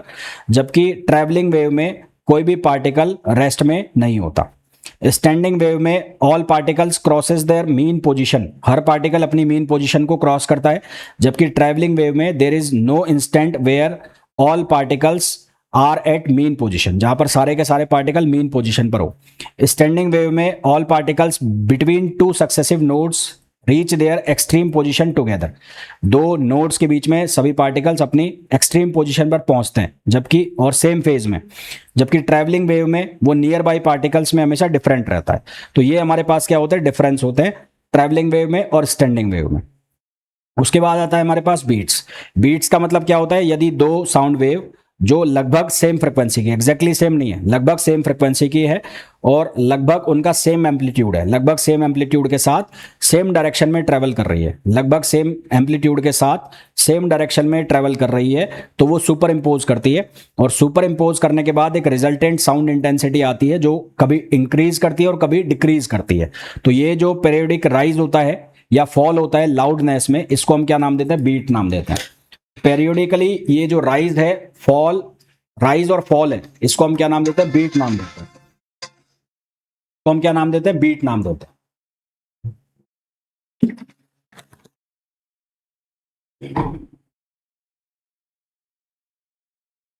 बीट फ्रिक्वेंसी को कैसे लिखते हैं? तो बीट फ्रिक्वेंसी जो है उसको लिखने का तरीका है, सबसे पहले बीट्स जो पर सेकंड प्रोड्यूस होती है, तो अगर हमारे पास दो फ्रिक्वेंसी, एक न्यू1 है और एक न्यू2 है, तो उसको हम लिखेंगे मॉड ऑफ न्यू1 माइनस न्यू2 या फिर मॉड ऑफ न्यू2 माइनस न्यू1। तो ये हमारे पास बीट फ्रिक्वेंसी लिखने का तरीका, बीट्स फ्रिक्वेंसी। इंपॉर्टेंट कंडीशन क्या होती है? यदि दो डिस्टिंक्ट बीट्स हैं, दो अलग अलग बीट्स हैं, तो उनके बीच का जो डिफरेंस है वो लेस देन 10 हर्ट्ज होना चाहिए, लेस देन 10 हर्ट्ज। अगर इसको डेसिबल स्केल में मेजर करना हो, आई नॉट इनिशियल फ्रिक्वेंसी है, इनिशियल इंटेंसिटी है साउंड की, तो अगर आपको डेसिबल में इसको मेजर करना है तो उसको हम लिखेंगे बीटा से। तो बीटा इक्वल्स टू 10 log 10 के बेस पर आई अपॉन आई नॉट। तो आई नॉट की जो वैल्यू है वो इंटेंसिटी की value 10 power -12 watt per metre square, 10⁻12 watt per metre square. Standard threshold intensity जो लिखी जाती है 1 किलो हर्ट्ज लिखी जाती है। यदि दो साउंड लेवल के बीच में डिफरेंस निकालना हो डेसिबल में, तो β2 माइनस β1 ये बराबर आएगा 10 log 10 बेस पर I2 अपॉन I1। फिर एक हमारे पास इंपॉर्टेंट टर्म आता है ट्यूनिंग फॉर्क। ट्यूनिंग फॉर्क क्या होता है? एक त्रिशूल जैसी दिखने वाली चीज ऐसी, तो इसको हम क्या बोलते हैं? ट्यूनिंग फॉर्क देखते हैं। ये ट्यूनिंग फॉर्क एक मेटालिक डिवाइस है जो कि साउंड प्रोड्यूस करता है सिंगल फ्रिक्वेंसी का। हमारे पास एक नॉन फ्रिक्वेंसी है जिसको हम लिख रहे हैं Na से, और एक अननोन फ्रिक्वेंसी है जिसको हम लिख रहे हैं Nb से। इन दोनों को जब हम दोनों फ्रिक्वेंसी से हमारे पास बीट्स जो आ रही है पर सेकंड वो आ रही है x, तो हमारे पास दो कंडीशन बन सकती है। एक कंडीशन ये बन सकती है कि Na माइनस Nb किसके बराबर हो? x के बराबर हो। Na माइनस Nb जो है वो x के बराबर हो। एक कंडीशन हमारे पास बन सकती है कि Nb माइनस Na किसके बराबर हो? x के बराबर हो। तो इसको मैंने लिखा इक्वेशन सेकंड, और इसको अगर मैं लिखूं इक्वेशन फर्स्ट, तो अगर मेरे को अननोन की वैल्यू चाहिए, अननोन का मतलब है Nb, तो Nb को हम कैसे लिखेंगे? Na प्लस माइनस x, या तो वो प्लस होगा या माइनस होगा। दो रिजल्ट पॉसिबल है, उसमें से कौन सा पॉसिबल है वो कंडीशन के ऊपर डिपेंड करेगा। तो दो तरह की कंडीशन आपको मिलेगी, एक मिलेगी लोडिंग और एक मिलेगी फाइलिंग। लोडिंग का मतलब होगा कि जब उस पर क्या चढ़ाया जाएगा? वैक्स चढ़ाया जाएगा, मतलब मोम जो है, वो जो ट्यूनिंग फॉर्क है उसके ऊपर मोम चढ़ा दिया जाएगा। मोम को उसके ऊपर लेप किया जाएगा। तो ऐसा करने से क्या होगा? फ्रिक्वेंसी जो होगी डिक्रीज होगी। फ्रिक्वेंसी क्या होगी? डिक्रीज होगी। तो यहां पर चार केस बनेंगे। यदि जो बीट फ्रिक्वेंसी यानी कि x की वैल्यू है वो लोडिंग क्या करता है? फ्रिक्वेंसी को डिक्रीज करता है, तो ऑल्टरनेट मतलब लास्ट फ्रिक्वेंसी क्या होनी चाहिए? डिक्रीज होनी चाहिए। अब यहां पर आपको केस मिलेंगे कि लोडिंग की जा रही है और जो बीट फ्रिक्वेंसी वो इंक्रीज हो रही है। बीट फ्रिक्वेंसी मतलब x का इंक्रीज होना, तो x का इंक्रीज होना, तो ये अब आपको Nb की वैल्यू को डिक्रीज करना है। तो ये कैसे करोगे? जैसे मान लो आपको Na है, जो Na वो वैल्यू दी आपको पहले 5 दे रखी है, Na की वैल्यू 5 दे रखी है, और x जो है, x की वैल्यू पहले थी 3, आपको यहां पर बोला x इंक्रीज कर रहा है मतलब ये 4 हो गया। तो आपको Nb की वैल्यू निकालनी है। तो Nb में आपको प्लस करना होता है, माइनस करना होता है। मैंने आपको कहा जो लोडिंग है वो हमेशा फ्रिक्वेंसी को क्या करेगा? डिक्रीज करेगा। तो पहले आप लिख रहे थे डिक्रीज करेगा मतलब कि इसकी वैल्यू कम होनी चाहिए। तो कम कैसे होगी? जो x है, तो अगर मैं लिखता हूं 5 + 4, तो 5 + 4 से तो फ्रिक्वेंसी बढ़ रही है, मेरे को क्या करना है? कम करना है। तो कम कैसे होगा? यहां पर मैं लिखूंगा 5 - 4, तो 5 - 4 लिखूंगा तो ओवरऑल जो फ्रिक्वेंसी है क्या हो जाएगी? डिक्रीज हो जाएगी। दूसरा है, अगर आपको बोला जाए x डिक्रीज कर रहा है, x डिक्रीज कर रहा है, डिक्रीज करने का मतलब है घटती हुई वैल्यू। तो घटती हुई वैल्यू, तो अब मेरे को क्या करना है? डिक्रीज करना है ना। घटती हुई वैल्यू मेरे को डिक्रीज करना है, डिक्रीज करना है। तो ये मान लो आपको लिख दिया 2 लिख दिया, x की वैल्यू आपको कितनी लिख दी? 2 लिख दी।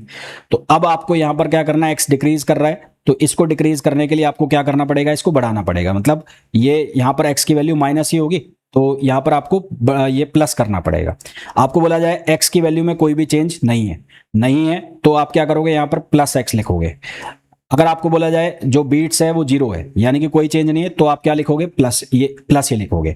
तो कुल मिलाकर लोडिंग के केस में जब x की वैल्यू इंक्रीज कर रही है तो उस केस में आपको यहाँ माइनस लिखना है, और बाकी सारे केस में आपको क्या लिखना है? प्लस लिखना है।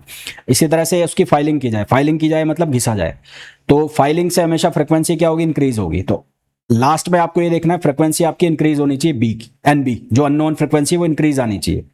तो इसमें आपको पहला केस मिलेगा x इंक्रीज कर रहा है, तो इंक्रीज कराना है मतलब यहां पर आपने माइनस किया, तो यहां पर क्या आपको क्या करना है? प्लस करना है, क्योंकि आपको इसको इंक्रीज कराना है। उसके बाद डिक्रीज कर रहा है तो यहां पर माइनस लिखोगे, अनचेंज में माइनस लिखोगे, और 0 में माइनस लिखोगे। तो दोनों में डिफरेंस क्या है? यहां पर जब x इंक्रीज करेगा लोडिंग के केस में, तो जो अननोन फ्रिक्वेंसी है उसके फॉर्मूला में आपको माइनस लिखना है, और जब यहां पर x इंक्रीज करेगा तो यहां पर जो अननोन फ्रिक्वेंसी है उसमें प्लस लिखना है। यहां पर एक केस में माइनस है, बाकी सब में प्लस है। यहां पर एक केस में प्लस है, बाकी सब में माइनस है। इसको याद करने का तरीका है, ये क्या है? इसको याद करने का तरीका है। अब जैसे कि कुछ questions, Which of the following phenomena is used by the musician to tune their musical instrument? जो म्यूजिशियन होते हैं वो अपने म्यूजिकल इंस्ट्रूमेंट्स को कैसे जो है वो ट्यून करते हैं, तो उसके लिए वो किसका यूज लेते हैं? बीट्स का यूज लेते हैं। The phenomena of beats can take place, जो बीट्स का फिनोमिना है वो कौन से वेव में हो सकता है? लॉन्गिट्यूडनल वेव में, ट्रांसवर्स वेव में, साउंड वेव में। तो ये दोनों में हो सकता है, लॉन्गिट्यूडनल में भी और ट्रांसवर्स में भी। फिर अगला क्वेश्चन है when two waves of almost equal frequency, एक की है फ्रीक्वेंसी न्यू1 और एक की है न्यू2, reach at a point simultaneously the time interval between successive maxima. तो बीट फ्रीक्वेंसी जो है वो बराबर होती है f1 माइनस f2 और टाइम इंटरवल क्या होगा 1/f, यानी कि ये हो जाएगा 1/f1 माइनस f2। तो यहाँ f1 को लिखा है न्यू1 और f2 को लिखा है न्यू2, तो आंसर हमारे पास क्या आ जाएगा, डी आ जाएगा। फिर अगला क्वेश्चन दिया है P and Q are two wires whose fundamental frequency. तो एक P की जो फ्रिक्वेंसी है वो दी हुई है हमें 256 हर्ट्ज और एक जो वायर है FQ उसकी जो फ्रिक्वेंसी हमें दी है वो दी है 382 hertz. How many beats in 2 seconds will be heard by the third harmonic of A. Third harmonic of A जो है वो कितनी फ्रिक्वेंसी सुनेगा, ठीक है। How many beats in 2 seconds will be heard by the third harmonic of A and second harmonic of B. Third harmonic of A और second harmonic of B कितनी frequency सुनेंगे। तो थर्ड हार्मोनिक ऑफ ए, इसको ए भी कर लो यार, अभी P Q की जगह इसको ए भी कर लो, तो इसको मैं यहां पर भी ए कर देता हूं और इसको मैं बी कर देता हूं। तो थर्ड हार्मोनिक ऑफ ए, तो इसको मैंने 3FA लिख दिया, तो इसको 256 को 3 से मल्टीप्लाई कर दो तो ये हो गया 768। और सेकेंड हार्मोनिक ऑफ बी, इसको मैंने 2FB लिख दिया, तो यहां कितना हो गया, ये हो गया 2FB मतलब 764। इनका डिफरेंस निकालना है, तो F बराबर जो हो जाएगा इन दोनों का डिफरेंस निकाल दो, तो ये हो जाएगा 768 माइनस 764, तो ये आंसर हमारे पास कितना आएगा 4 हर्ट्ज। तो यहाँ बीट फ्रिक्वेंसी पर सेकंड आ गई, तो हमें नंबर निकालना है, तो ये पर सेकंड में, तो इस F को मल्टीप्लाई कर दो टाइम से। टाइम कितना दे रखा है आपको 2 सेकंड, तो यहां से 4 को मल्टीप्लाई कर दिया आपने 2 से, तो आंसर कितना आ जाएगा 8। तो आंसर कितना आ जाएगा 8। ये जो आया है ये आया है आपके पास पर सेकंड में आया है, तो आपको नंबर चाहिए तो नंबर के लिए आपको सेकंड से मल्टीप्लाई करना है, बस इसमें ये करना है आपको। अगला क्वेश्चन है two tuning fork A and B produces note of frequency 258 and 262 hertz. तो एफ ए आपको दे रखा है, एफ ए दिया हुआ है आपको 258 हर्ट्ज और दूसरा आपको एफ बी दिया हुआ है, वो दिया हुआ है आपको 262 hertz. Unknown node sounded with a produce certain beats. तो कोई अननोन है वो ए के साथ जब क्या करता है, साउंड करता है, तो वो बीट्स प्रोड्यूस करता है। इसी तरह से जब वो बी के साथ साउंड करता है तो जो बीट फ्रिक्वेंसी है वो डबल हो जाती है ना। तो जब वो बी के साथ साउंड कर रहा है तो जो बीट फ्रिक्वेंसी है इनिशियल की डबल हो जाती है। तो इनिशियल कितनी थी 258, ये इक्वेशन बन रही है, ये इक्वेशन बन रही है। तो यहां से अब आपको ये बताना है कि द अननोन फ्रिक्वेंसी, तो यहां से जो ऑप्शंस दिए उनसे मैच करा के देख लो। तो गिवन ऑप्शन से मैच करा लो, तो गिवन ऑप्शंस के अकॉर्डिंग अगर आप f की वैल्यू 254 डालते हो, तो f की वैल्यू अगर आप 254 डालते हो तो आपका जो आंसर है वो 2 टाइम्स आ जाएगा, ये जो फ्रिक्वेंसी है 2 गुना हो जाएगी, तो आंसर हमारे पास क्या आ जाएगा 254 आ जाएगा।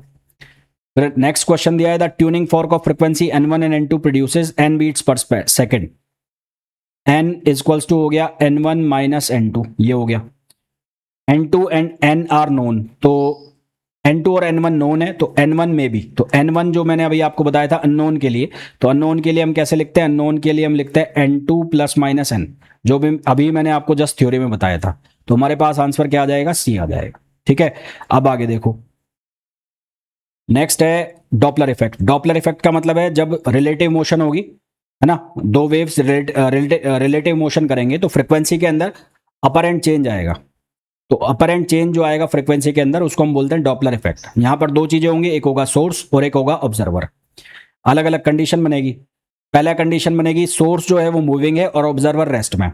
तो पहला हम बना रहे हैं सोर्स जो है वो अप्रोच कर रहा है ऑब्जर्वर को, तो मान लो ये ऑब्जर्वर है और ये सोर्स है, तो ये इसके पास जा रहा है, तो इसके पास जा रहा है तो सीधी सी बात है इसको ज्यादा सुनाई देगा।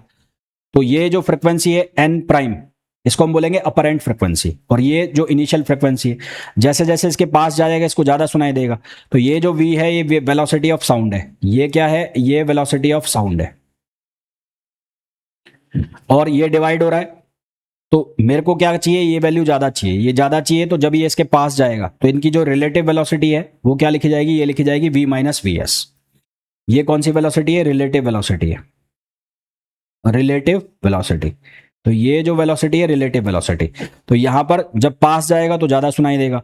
दूसरा है जब ये इससे दूर जाएगा, दूर जाएगा तो ऑब्वियस सी बात है आप खुद फील करके देख लो, एक सोर्स आपसे दूर जा रहा है, बस आपसे दूर जा रही है, तो धीरे धीरे उसका हॉर्न आपको कम सुनाई देगा, तो ये नीचे वाली चीज जो है अब ज्यादा आनी चाहिए, तो यहाँ पर प्लस कर दिया। इसी तरह से इसका दूसरा केस बनाया जा सकता है, ऑब्जर्वर को मूव करा दे और जो सोर्स है उसको रेस्ट करा दे, तो ऑब्जर्वर आपके पास आएगा तो आपको ज्यादा सुनाई देगा। तो अब यहाँ पर ऑब्जर्वर वाले केस में जो चेंजेस आएंगे वो न्यूमरेटर में आएंगे ऊपर, तो यहाँ पर जब ऑब्जर्वर पास आएगा तो आपको v प्लस वी नॉट करना है, और ऑब्जर्वर जब दूर जाएगा तो आपको v माइनस वी नॉट करना है, जहां v नॉट जो होगा वो ऑब्जर्वर की वेलोसिटी होगा, ये क्या होगा, ऑब्जर्वर की वेलोसिटी, ये होगा ऑब्जर्वर की वेलोसिटी, ठीक है। और फिर ये दोनों केस को मिला के बनाया हुआ है, तो मिला के आप बना सकते हैं, तो ये केस बना बना के मतलब दोनों चीजों को एक बार दोनों को सेम डायरेक्शन में चला दिया, एक बार दोनों को ऑपोजिट चला दिया, तो उससे मिला के ये फॉर्मूला बनाया। तो यूनिवर्सल जो फॉर्मूला है प्लस माइनस का करके बन गया, यहां पर प्लस माइनस और यहां पर माइनस प्लस। तो प्लस वी नॉट कब लेना है, जब ऑब्जर्वर जो है वो सोर्स के पास जाएगा, माइनस वी नॉट कब लेना है, जब ऑब्जर्वर सोर्स से दूर जाएगा। इसी तरह से माइनस वी एस कब लेना है, जब सोर्स ऑब्जर्वर के पास आएगा। इसी तरह से प्लस वी एस कब लेना है, जब सोर्स ऑब्जर्वर के से दूर जाएगा, ठीक है। क्वेश्चन देखो, जैसे कि एक क्वेश्चन आपको दिया है, इस क्वेश्चन के अंदर बोला गया है train standing at the outer signal of a railway station. तो ये ट्रेन खड़ी है, हालांकि अच्छी नहीं है पर ट्रेन है, और ये प्लेटफॉर्म है। यहां से ट्रेन ने जो फ्रिक्वेंसी जो विसल बजाया उसकी फ्रिक्वेंसी है 400 हर्ट्ज, और the train begins to move with the speed of 30 metre per second towards the platform. अब ये इधर की तरफ आ रही है, तो ये सोर्स हो गया, ये क्या हो गया, सोर्स हो गया। तो ऑब्जर्वर यहां पर खड़ा है, तो ये कौन सा केस हो गया, ऑब्जर्वर रेस्ट में। तो इसमें जो फ्रिक्वेंसी का केस है वो क्या बनेगा, वो बनेगा f v upon v minus v s. तो एफ की जो वैल्यू है वो आपको कितनी दी हुई है, 400 दी हुई है, और वी मतलब साउंड की स्पीड, तो साउंड की स्पीड आपको 330 दी है, और 330 में से आप माइनस कर दो सोर्स की स्पीड, तो सोर्स की स्पीड आपको दी है 30, तो 30 आपने माइनस कर दिया, तो यहां से सॉल्व करोगे तो आंसर आ जाएगा 440 हर्ट्ज। फिर दूसरा केस आपको दिया है, a source of sound producing wavelength 50 centimetre is moving away from a stationary observer. ये दूर जा रहा है, तो दूर जाने का case f prime equals to v f v upon v plus v s. तो यहां पर आपको पूछा है फ्रिक्वेंसी की जगह वेवलेंथ, तो फ्रिक्वेंसी को आप लिख सकते हो सी अपॉन लेमडा प्राइम, यहां लिख सकते हो सी अपॉन लेमडा, ये हो जाएगा v upon v plus v s जो है 1/5 है, तो ये हो जाएगा वी बाय 5। यहां से सॉल्व करोगे तो लेमडा की जो वैल्यू आएगी लेमडा प्राइम की वो आएगी 60, तो आंसर आपके पास क्या आ जाएगा, 60 सेंटीमीटर आ जाएगा, ठीक है। तो आई होप जो भी मैंने आपको बताया है वेव मोशन के अंदर वो आपको बहुत अच्छे से समझ आ गया होगा। फिर भी आपको कोई प्रॉब्लम है तो आप पूछ सकते हैं। मिलते हैं नेक्स्ट लेक्चर के अंदर, till then thank you, bye bye.